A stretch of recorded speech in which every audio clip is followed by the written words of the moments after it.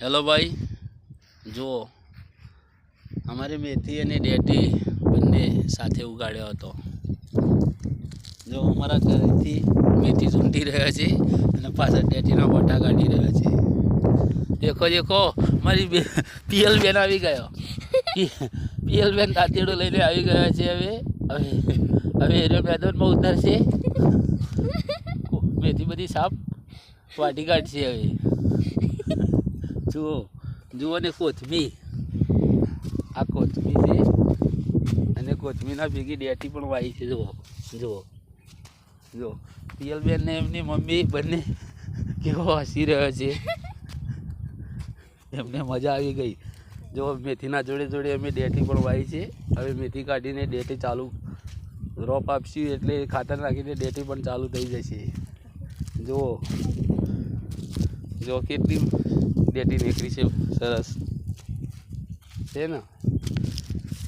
મારી પિયલબેન એક ડેટીનો શોટ પડી ગયો હતો, તે ભેગો ઊભો કરવા માંડ્યા છે. પિયલબેન આમ જુઓ,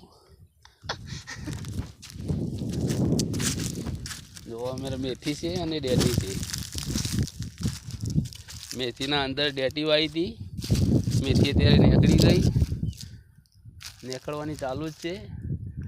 અને સાથે સાથે અંદરથી ડેટીના રોપા નીકળે છે. એમાં અમે ખાતર નાખીશું. એમાં ખાતર નાખીશું અને જો કોથમીર પિયલબેન બતાવવા આવી ગયા છે. કેવા હસી રહ્યા છે. આહા, એટલે અત્યારે મોંઘવારીના લીધે બે પાક જોડે અને સાથે કરવા, એનાથી આપણને સારો એવો નફો થાય છે. એક પાક કદાચ વેસ્ટ જાય તો બીજો પાક એમાં તૈયાર થઈ જાય છે. તો મેથીના સાથે સાથે અમે નવી મેથી પણ લગાવી દીધી છે.